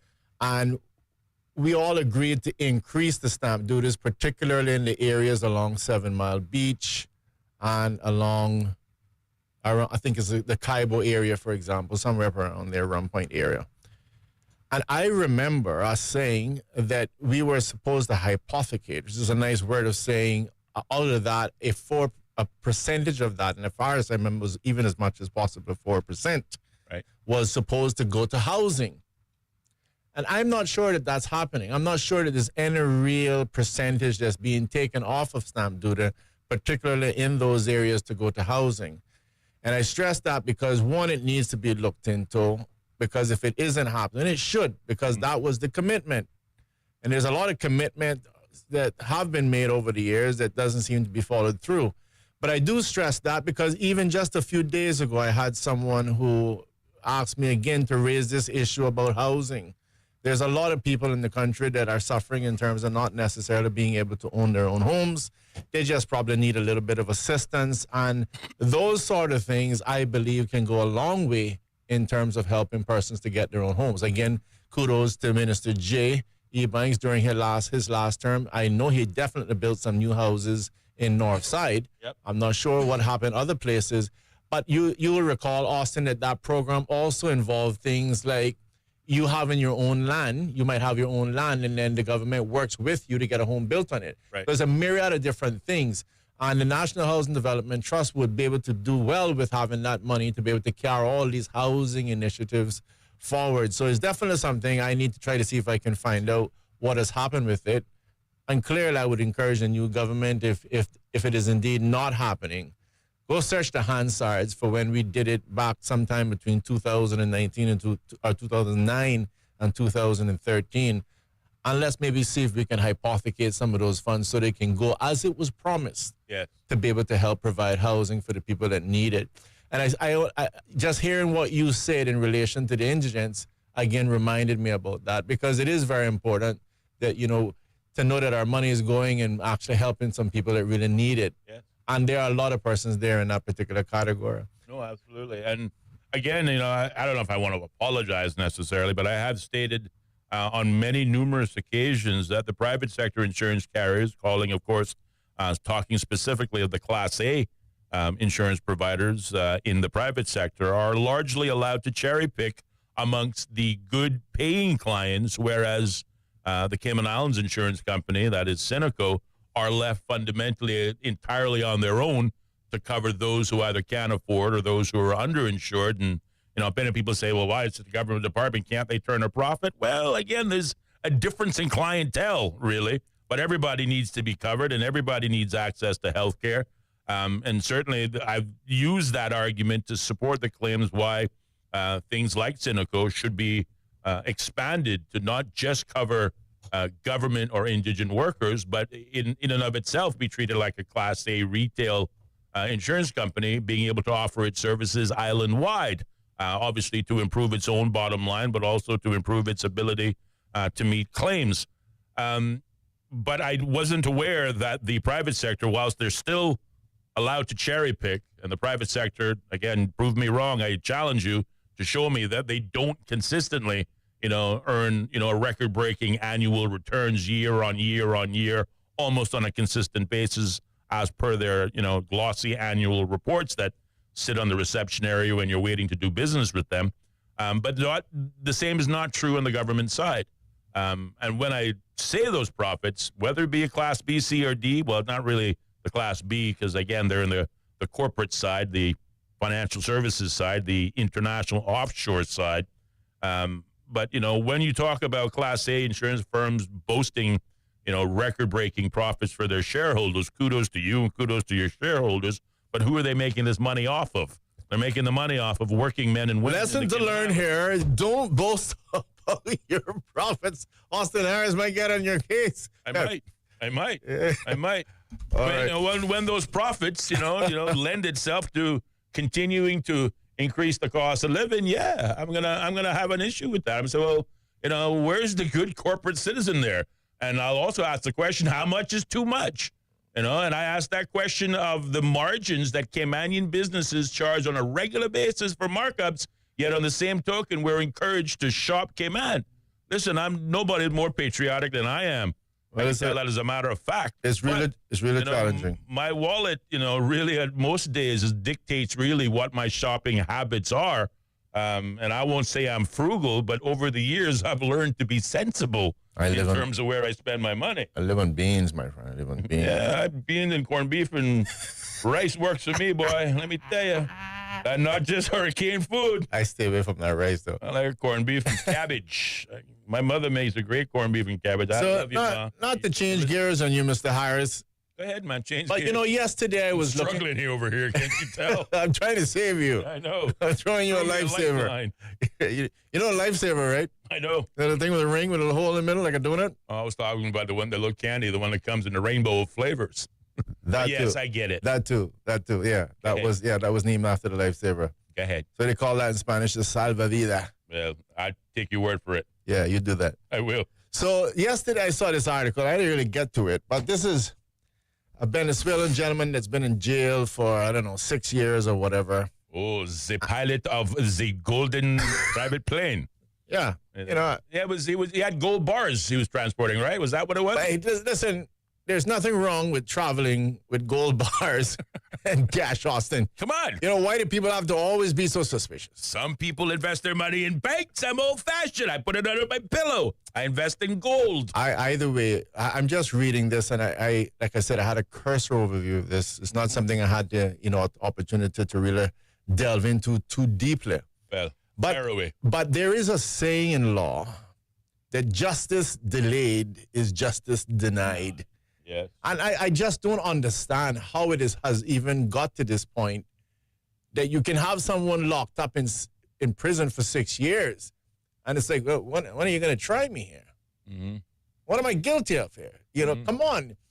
Habeas corpus rules, this is supposed to be a rule as far as I remember where, I come and I arrest an individual and you have let's say a 24-hour period. By which this individual has to go through his marching orders, get to court, and be formally charged, and the list goes on. There's rules to this thing. I remember it was changed up in that particular case, that scandalous case where the UK ripped us off. Yeah, you heard me right. When they ripped us off of some $14 million plus. Operation Tempura. There you go. And it was so bad they didn't want to release the report. And basically said to us that, if we were to tell you the details of the report, it might prejudice the relationship between the territories and the UK. Well, what could a mother do so horrible that she could upset her child that way? Only God tells us. But either way, this particular article says a Venezuelan pilot jailed in Cayman without charge for 6 years is pleading with the governor and the courts to allow him to go home. Juan Gonzalez Infante and his son Carlos Gonzalez, in interviews with the Compass, highlighted in quotations inordinate delays in his case and insisted the 64-year-old's health is suffering as a result of his incarceration.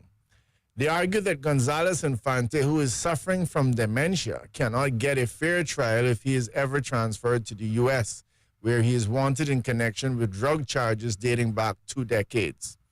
Gonzalez Infante was cleared of money laundering and smuggling arriving in Grand Cayman in 2019 at the controls of a private jet that carried gold and cash through the islands. Despite those not guilty verdicts, he has remained on remand at the HMP Northward fighting extradition to the U.S. Gonzalez Infante was named in an indictment in Miami alleging his involvement in a plot to smuggle 100 kilos of cocaine into South Florida in March 2006. He claims to know nothing about the allegations and says he was not in the U.S. at the time.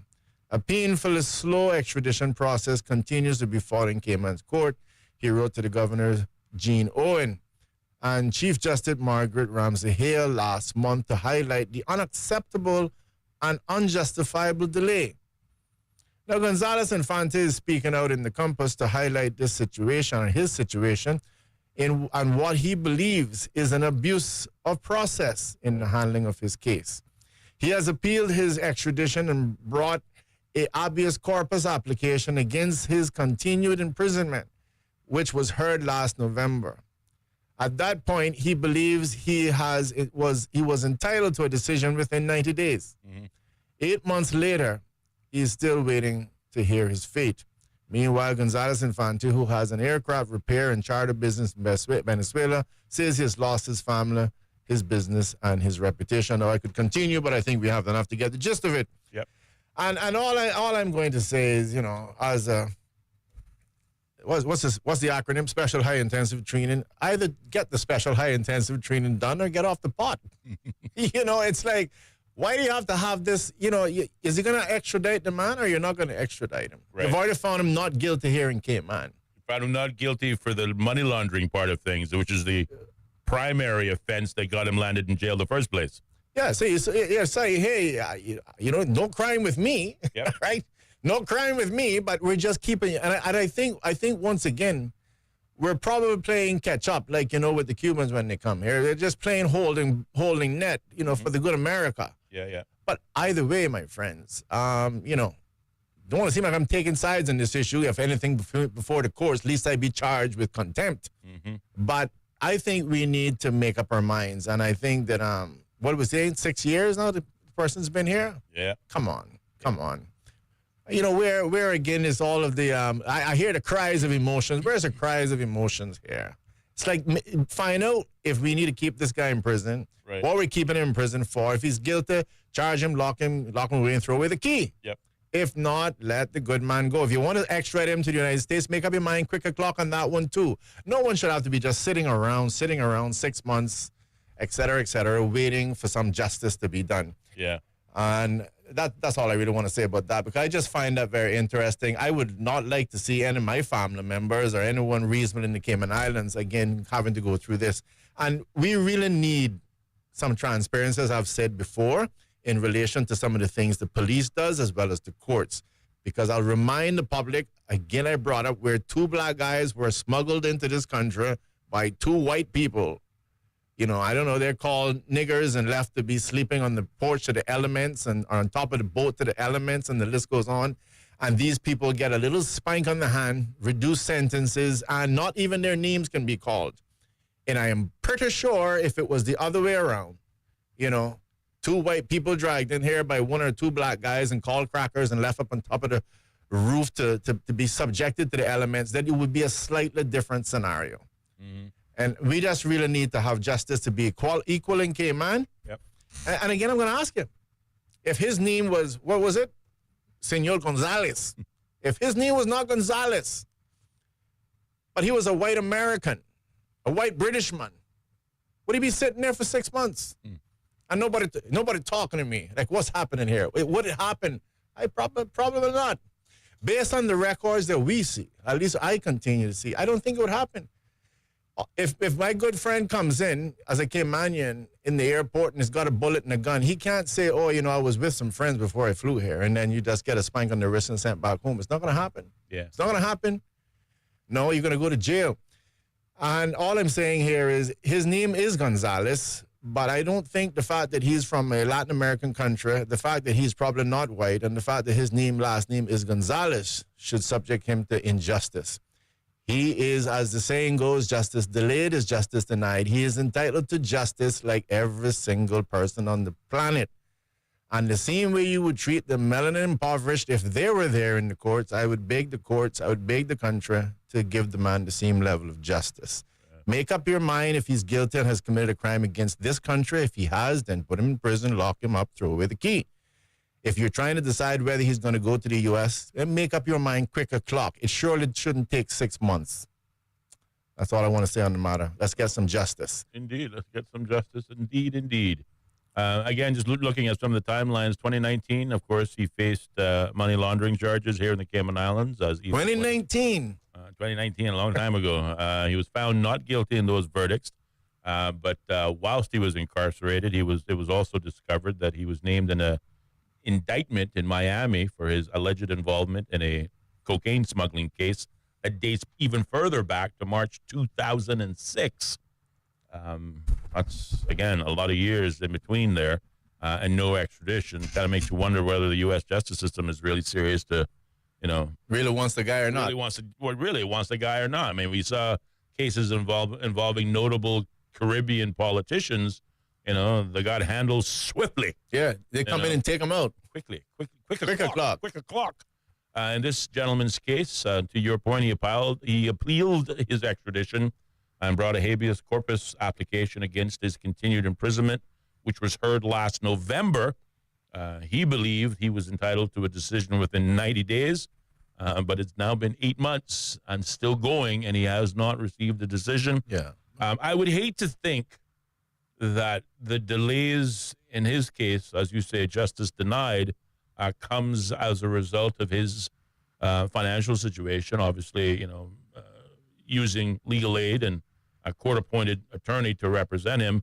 Hope is not money. If he had money, perhaps he had a better lawyer. Maybe the lawyer would have got him off. I don't know. I can't say that. Let me tell you something. I'm not a lawyer. As my good friend Fuzzy that died said, I get my legal training half day on Fridays, but I have enough little bit of knowledge about the law, and I've also had a little experience. You don't get a lot of justice. I'll never forget. And like I said, this was not a major case, but it just shows you the prejudice that exists. And that is such as, I remember going to court, and there was a lady who, she saw me and she said, "Don't worry that you don't have a lawyer. We're going to run you through this and everything is going to be fine." And I said to myself, wow, this seems like a really nice lady. I think I will get justice here. But either way, little did I know. No. Needless to say, the lawyers for the other side must have decided that I would probably get too much justice with that lawyer. So they switched it up. Right. And then I got another judge. Sorry, not lawyer. I got another judge. I saw his face in the papers recently, not calling any names. Oh, no, we won't. And there you are. I walked from a building in Georgetown to the courts. I was out in 20 minutes. Guilty as charged. Guilty as charged. I said the fee and be on your way. I said to myself, and I can argue the case. I can argue the case. If I was to even give you some details, you'd have to say, Ellio, no, amazing. Oh, man, they didn't do that to you. I didn't know my father. But trust me what I'm telling you. Yeah. I don't want to play the black card or anybody, but trust me, some challenges. And I'll never forget years ago, some guy from West Bay was going to court, and all I remember was the judge saying, "Mr. So-and-so, E-Banks, you here again?" And I just said to myself, I thought justice was blind. Exactly.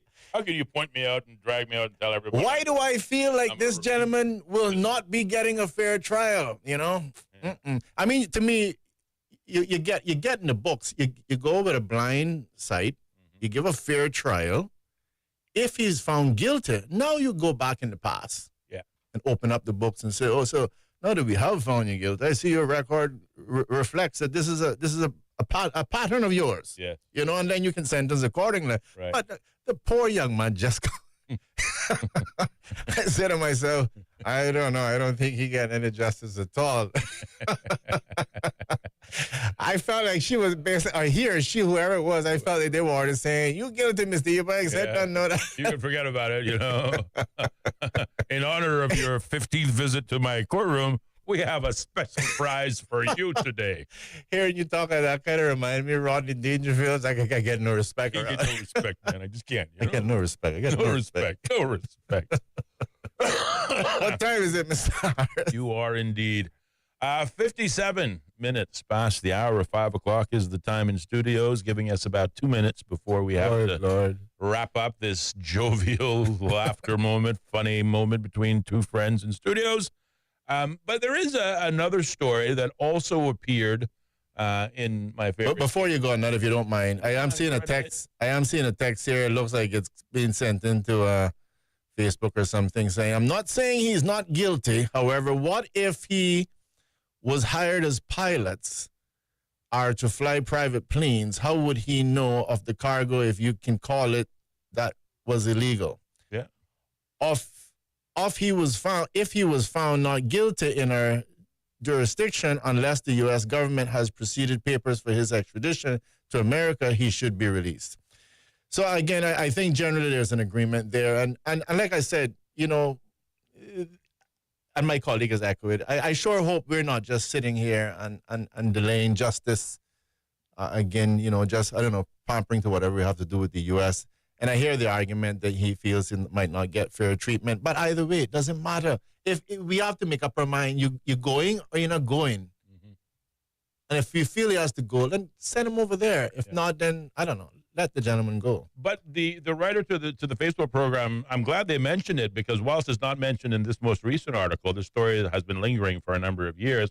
And my memory wanted to say, and again, this is a guesstimate here, but my memory wanted to say, I mean, I'm familiar with the story-ish, and I want to say that one of the reasons behind the not guilty verdict in the Cayman context was that he was just arguably the pilot. He wasn't the owner of the assets that were found on board of his plane. Right. And I don't know what happened to the true beneficial owner of those monies or that precious metal. Might have been like that cocaine and took legs. It might have been, but certainly from his standpoint, he was just, the driver, so to speak. So I don't know. You're asking a good question. Where's the goal? Where is the goal? Keep it locked. There'll be more Straight Talk still to come right here on Bobo FM. Bobo. Welcome to our newsroom here in central London. We place ourselves here at a little desk right in the thick of things. OS from the BBC. We can catch the very latest news from our colleagues, not just in this enormous room, but also from our colleagues around the world. I'm in the room where they're treating children. This is a combat zone. The situation after the typhoon is very complicated. It was a very tense situation. OS from the BBC. The home of the BBC World Service. This is Bobo FM. BBC News. BBC News. World news from the BBC. Violent clashes. Thick black smoke. A tremendous legal victory. Crucial elections. Destructive wind. A search and recovery operation. A race against time. An imminent threat. Flying a drone over a rival team's training session. Whatever is happening, wherever it's happening, catch up with the latest news bulletins from the BBC. The home of the BBC World Service. This is Bobo FM. The BBC's From Our Own Correspondent. In today's Russia, no one is allowed anywhere near the political stage if they pose a serious challenge to Vladimir Putin. Stories and reflections from our reporters around the world. There is a major sense of insecurity here. More people are coming in from Sudan every day. From Our Own Correspondent from the BBC. The home of the BBC World Service. This is Bobo FM. This is Bobo 103.1, powered by Health Services Authority. At Health Services Authority, they are committed to caring for you. They are Cayman's largest and longest-standing healthcare provider, offering the most comprehensive range of inpatient, outpatient, and public health services at 9 different locations across all 3 islands. Across Cayman on 103.1 FM, online, and on your smart speaker. The home of the BBC World Service. This is Bobo 103.1. BBC News with Sue Montgomery. The US has said it did not support recent Israeli strikes in Syria this week and that President Trump viewed the attacks with displeasure. The Israelis have bombed both the capital Damascus and the southern province of Sueda. Nearly 600 people in Sueda are reported to have been killed in sectarian violence since Sunday. Tom Bateman reports. This is a rare rebuke by the US, even more so by the Trump administration of its close ally. Washington launched what officials have portrayed as intensive diplomacy, with both countries calling for de-escalation, resulting in a return to apparent calm in the skies, while state media said Syrian government forces were withdrawing from the southwest region of Sueda. Hundreds of people have been killed there since Sunday in sectarian bloodshed unleashed between Bedouin tribes and the Druze minority. The US State Department declined to say whether President Trump had raised his opposition to the Israeli strikes directly with Prime Minister Netanyahu during a phone call the two men held on Thursday. US officials have confirmed that President Trump has been diagnosed with a vein condition. The White House spokeswoman said his hands were bruised by frequent handshakes and by aspirin, which he takes to prevent heart disease. More details from Sarah Smith. Recent pictures of Donald Trump showing his legs and ankles looking swollen and very obvious heavy makeup on the back of his hand has prompted all sorts of speculation about his health. So the White House has sought to reassure people that the president is not suffering from any serious condition, saying that he's been diagnosed with chronic venous insufficiency, which his doctor said is a common condition, particularly in individuals over the age of 70. President Trump is 79. The White House spokesperson, Caroline Leavitt, said there was no evidence of more serious conditions like deep vein thrombosis or arterial disease, and that additional examinations had identified no signs of heart failure, renal impairment or systemic illness. A prominent human rights group in El Salvador says it's been forced into exile by the authorities. The Cristosal group's director, Noah Bullock, said it had relocated to neighbouring Guatemala after its anti-corruption director, Ruth Lopez, was arrested for alleged financial crimes. The organisation says the charges are politically motivated. Will Grant is following developments. Mr. Bullock said that Ms. Lopez's arrest had been a breaking point and denounced what he called a new wave of repression against Cristosal's staff. Numerous journalists and human rights activists from El Salvador have already fled the country. President Nayib Bukele has often joked that he is a dictator, including on his own social media accounts, but denies that his government is autocratic, insisting instead that his policies have the full backing of the Salvadoran public. He was re-elected last year with a huge majority, amid much praise at home for his gang crackdown. BBC News. The US Health Department says it will give immigration officials access to the personal data of 79 million people enrolled with Medicaid, the government program that provides health insurance to people with limited resources. The move is the latest escalation in the Trump administration's immigration crackdown.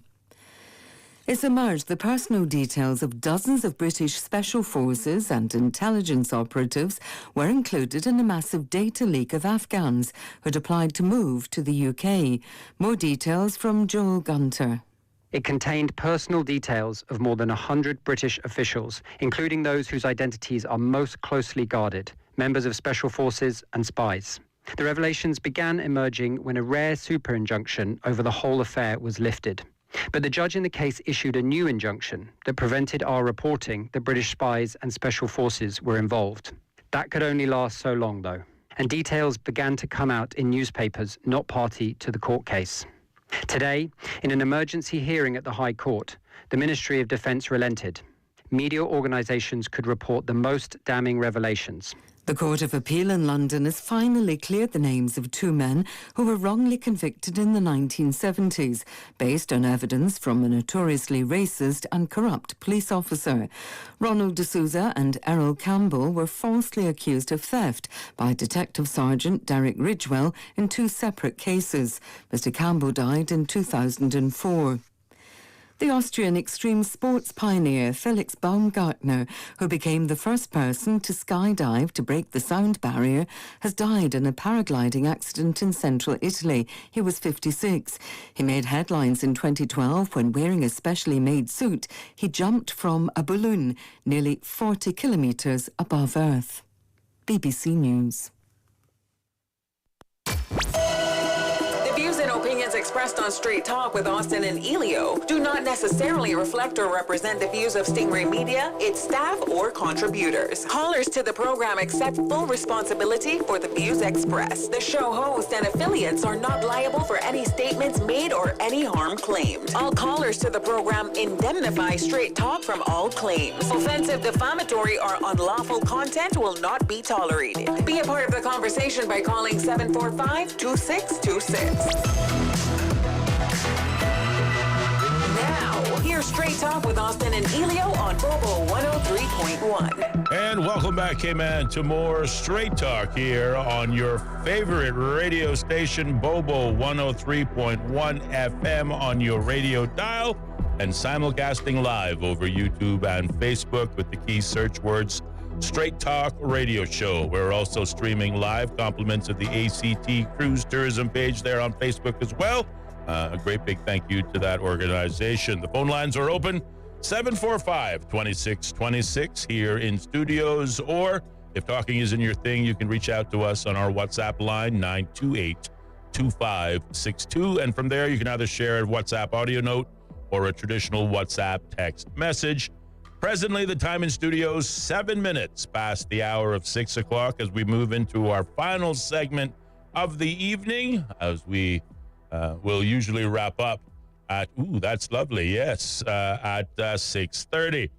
Before we get to some really, really, really great news, I do see, Ellio, and I've said it before and I'll say it again, the single greatest asset available to us here on the program is you, the listening audience. I got a WhatsApp message saying, good evening. Well, actually, they said good morning, but I understand, you know. We know where you're coming from. We know where you're coming from, believe you me. Hey, when you don't have your coffee, things are rough. Good morning, good morning, good morning. You want to throw people for a bit of a loop? Say good morning at 6 o'clock in the evening. Yeah, buddy. I think it's a Caymanian thing, but I don't know. Anyway, good morning. You were right. All health insurance policies have a $12 monthly fee, which is said to go to pay for indigents. There is also a $12 annual stamp duty charge on all vehicle insurance policies. So if you license your car once a year, you're gonna get an insurance for that. You get $12 charged one time a year, but on your health insurance, every time you go to pay the bill, you get $12 fee charged attached to it. So well, there's no transparency there then. Well, there should be. I never saw it. I only ever saw a $12 initial fee. I got to check it out. You got to check it out. I mean, I have no problem with it. It's not just CUC being transparent with their bill and telling you how it all breaks down. Kudos to you, CUC, for that part of it. I must tell you. You know, you get a lot of companies charge you all kinds of money, but CUC breaks it down dollar for dollar for dollar for dollar. Well, not that I'm picking on CUC, but let's not confuse transparency with honest enough, right? But oh boy. Either way, all tribute to Quincy. All I'm saying is, my brother from another mother. Yeah, I'm being very transparent. I apologize if there were any incorrect figures mentioned, if the numbers were incorrect. Yeah. But no, I mean, I'm happy to hear if that's actually taking place. But it is something I have to investigate because I've only ever seen it on the initial opening of the account, and I don't see anything as far as I can recall that jumps out at me and says, by the way, $12 out of this policy will be going so what are you saying? To do something wonderful and great. What are you saying for real? I mean, I came out and said I believe it's monthly. We got a caller come out and confirm that it's monthly, and you still don't want to believe it? No, You're still dubious? I am just. You trying to say you don't trust me? Well? He's not. I don't know what to say, ladies. Hey, but you raise a very good point. I keep saying this to people, They go to the store, like I said, they go to a restaurant, the meal's $10, and they give them $25. And then, they start to count their money. The first people say, you don't trust me, huh?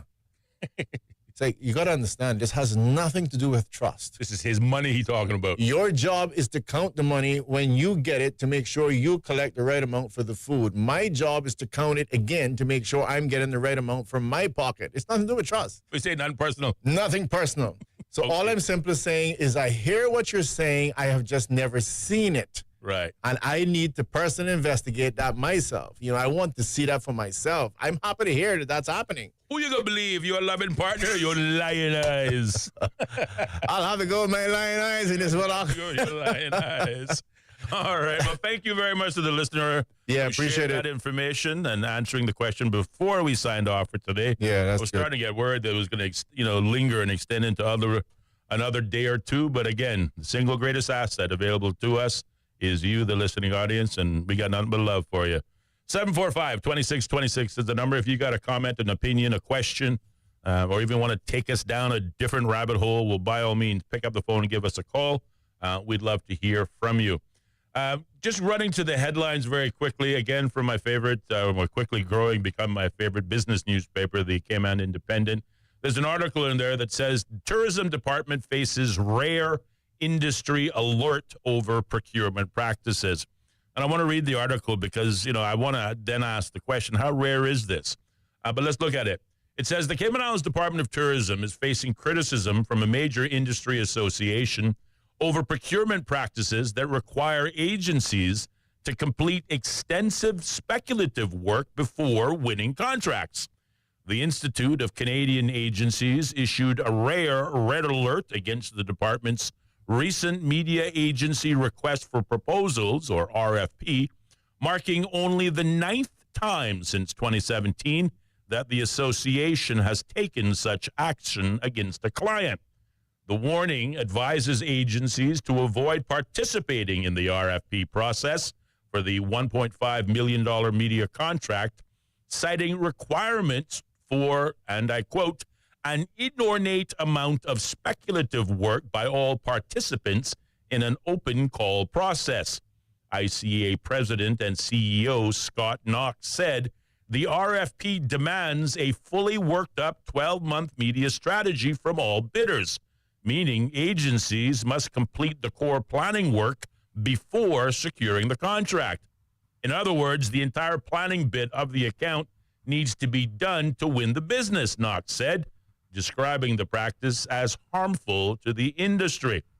Now, the Cayman Islands Department of Tourism has defended its procurement approach, stating it would be inappropriate and unfair to modify requirements after some agencies may have already submitted responses.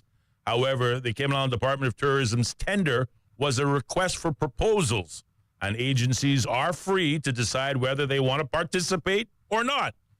All requirements were clearly outlined in the RFP document, along with a stated mechanism for submitting questions or raising concerns. The department also emphasized that compliance with the Procurement Law 2016 and regulations maintaining commitment to a fair and transparent process for all participants. Now, I hear what, again, the Canadian, what do they call themselves? The Institute of Canadian Agencies might be saying. But I always thought, particularly when, the government issues an RFP, particularly for big budget items, that those companies who would, what was that? That's me here on Facebook browsing. Go ahead. Okay. I always thought that companies, particularly those who might otherwise be, tendering on big ticket items, and certainly a media contract, the marketing campaign with the Cayman Islands Department of Tourism ain't small, even if it is $1.5 million. But again, I'm one that still sees $1.5 million as a lot of money. But maybe because I don't have it in my bank account, I don't know. But when I think of things, even bigger ticket items, like, let's just pick one, the landfill and the various RFPs that have gone out in the last 20 years. Companies who would otherwise seek to participate in that RFP, oftentimes there's an old saying, you got to spend money to make money. And a lot of the companies and or their representatives who submit RFPs usually go out, it's not like they have waste management companies, sitting on retainer or in their back pocket just waiting for any RFP to come along, but it's part of their otherwise business network or, association of mutual friends or otherwise. They may know one or two persons that they call, before that relationship can, be cemented and therefore move forward to produce an RFP. Partnerships, non-disclosures have to be made. In some cases, payments need to change hands. When certainly putting forward and fulfilling a RFP tender process, the actual application process can in and of itself be costly, which is part of the reason why, again, not saying all of it, but why DART took, $17.7 million in lawsuit money for not actually being allowed to follow through on the regen project. I mean, the point is that whether you are bidding on a tender or you win a tender and you're starting to work yourself up to the final contract signing, monies are spent. The agencies with the professional expertise that you're bringing in to provide these services, they're not sticking around for nothing. In some cases, you may have a tender process that's protracted 6 months long, or in the case of the landfill, multi-year long, and still, nobody passes the finish line. I just wonder whether this is nitpicking on the part of those persons who, from the Canadian Institute of Canadian Agencies. And I really like the point that, the Cayman Islands Department of Tourism said, listen, you got a choice. You don't have to participate. Our RFPs are done in accordance with our laws, fully and transparent. There's a spot here that says if you got questions or queries, there's an avenue in which you can do so. You don't have to take out a newspaper article to ask your question or make your point. There are other ways in which to do this. But if you choose to take the same position as the ICA, Well, again, we save ourselves in the fine print that says we're not forcing you to submit a tender. You can choose to participate and choose not to participate. Well, with I'd start by saying with a name like ICA, we wouldn't want to end up putting I in the middle. Anyway, all jokes aside, you had to get a little joke in. You had to get a little joke in. I'm just wondering how uncommon this practice is, and I'm also wondering if, again, when bidding on specifically government contracts, that, whoever, whether from the small bidders to the large bidders, small contracts to the not so small contracts, those who participate in that RFP bidding process are spending money. Well, I think so. I want to agree with you, but then qualify something as well, because I think you're absolutely right that, and again, let me put the caveat on by saying I don't claim to be an expert in this, so I'm just bearing my knowledge on it. If someone has greater expertise, then please feel free to pick up the phone and call us. Yeah, absolutely. But yes, you're absolutely right from the investment standpoint. You're always going to give a level of investment when you're giving estimates, or as we carry it up the line and make it more complicated, we say these RFPs, requests for proposals. Mm-hmm. But I think there's a big distance to take somewhat of ICA's side. There's a big distance, I think, in terms of me giving feedback or information in relation to an RFP, let's say for the construction of a building, where I'm simply going to be, for example, making calculations, and still a lot of work, still a lot of investment, but I'm just giving the specifics pretty much that you're requesting for my own pricing and trench digging, and the list goes on, where this is more of a marketing strategy as I'm understanding it. And basically what you're saying to me is, or I'm understanding to be taking place, is that the Department of Tourism would be saying, give me the marketing strategy. Yeah. Give me the marketing plan. And then we'll decide if you win the bid or not. And where that becomes the challenge is that you can see that's really where the value is at, is for me to give you those ideas, to give you that strategy is the thing that's worth money. I mean, I'm sure that there's some additional mechanics that would go along with it, but you're actually giving away major intellectual property, of which now I've given it to you, and so has 5 or 6 other companies, and you could just sit there and say, hey, I like these 3 strategies. Let me just merge these 3. And, you can do whatever you want. And so from that perspective, with the minimus amount of experience that I have in the specifics of it, I can see where their comment seems to have some merit as well. Yes. Well, I picked out a few key sections of the article, but usually the truth, if you will, the small details can oftentimes be found in the final paragraph. Mm-hmm. The final paragraph of this article reads, the ICA has long advocated for qualification-based selection processes that emphasize capabilities and experience over fees and speculative work, arguing traditional RFP processes are flawed and detrimental to the marketing industry. So there you have it. So it is common when they say arguing traditional RFP processes suggests that the traditional process, the normal way of doing this, is to ask companies, if you're serious, put together a plan, give me a strategy, show me what you got before I choose to decide to invest and pick you and give you $1.5 million of our country's taxpayers' monies.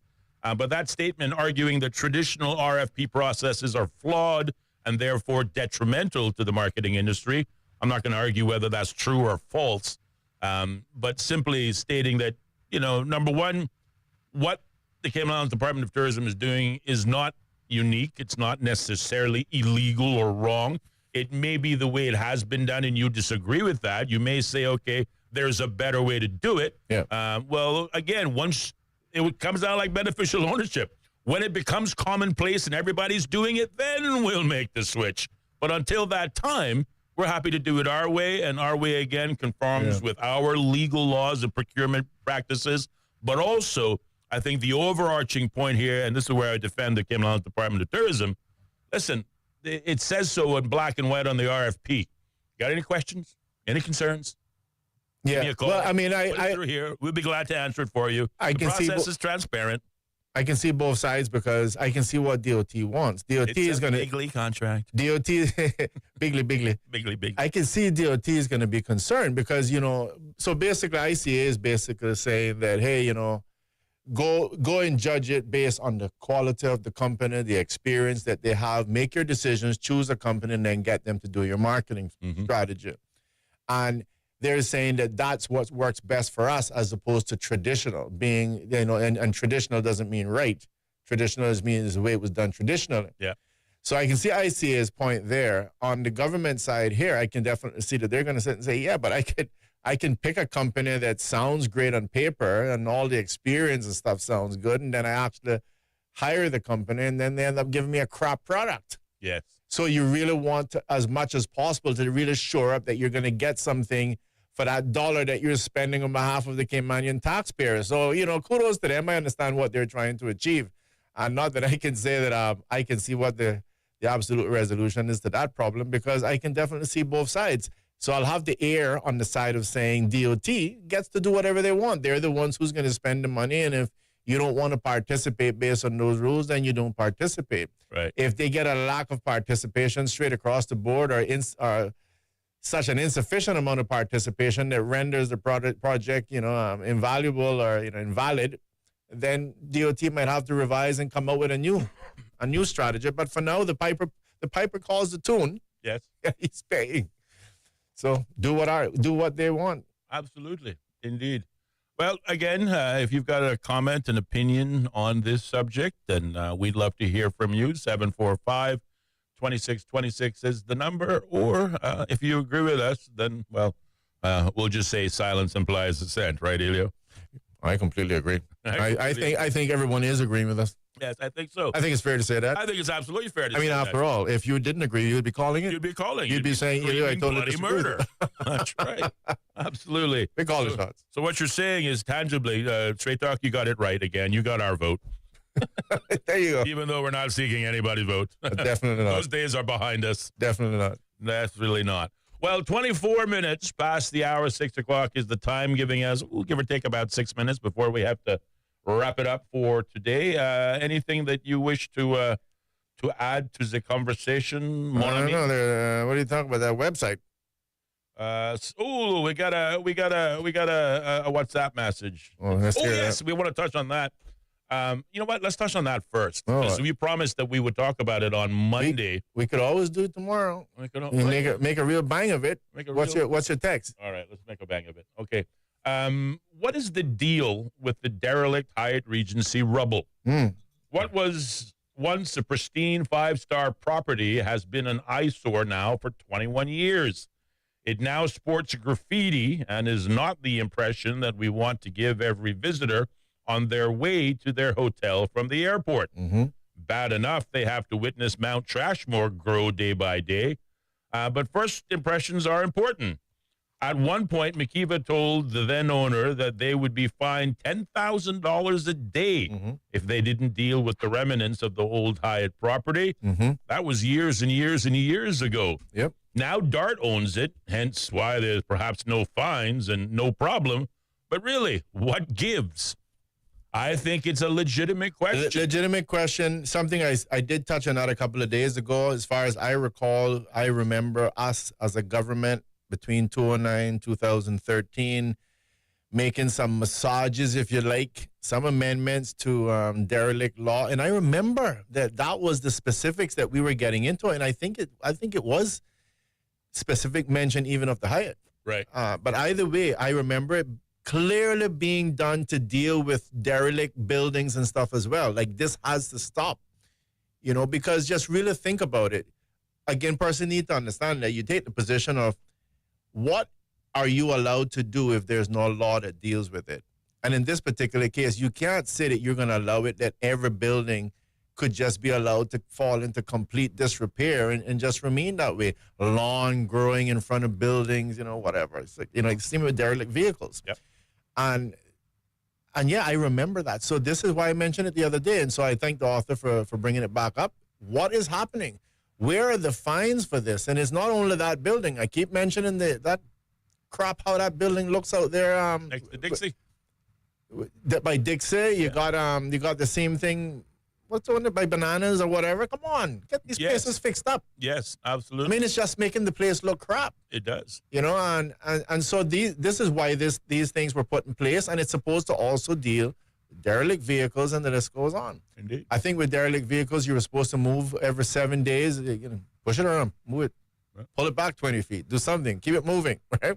Well, this certainly was a point. I know we've touched on it, but it was, a point to the writers' benefit. Maybe they know, maybe they don't know. But one of the regular callers and contributors to our program, I think was the first one who raised it, Mario Ebanks, when he talked largely about the boutique hotel next to Dixie, but he also called up this week asking about the same Hyatt Regency Hotel. You added, of course, the Bananas property. But yeah, the building there. The building, yeah. I hate to even have to call that particular club name because I don't think necessarily they're responsible for it. So I apologize about that. Yeah, no, absolutely. But again, it's just the state of disrepair. Yeah. And again, just how it looks to the general observer, not the Cayman Islands that we otherwise read about. And surely something better can be done to address it. Again, like we talked about yesterday, Cayman is... It's enforcement. That's the problem. Yes, Cayman got itself some beautiful, lovely laws, but that enforcement... You mean the big, beautiful bill? The big, beautiful bill. We got lots of big, beautiful bills. Beautiful acts and legislation and regulations, but where we fall short time and time again... You're onto something else. I might be. I think that we have a lot of acts, but no action. Ooh, brilliant. I'm picking up on your lead, buddy. You are marvelous. That's all the time we have for you today, Cayman. Thank you for joining in. Thank you for calling in. Thank you for writing in. Be sure to tune in tomorrow for more Straight Talk here on Bobo FM. The home of the BBC World Service. The most trusted news source in the world. This is Bobo 103.1. The following commercial messages are brought to you exclusively by Stingray Media.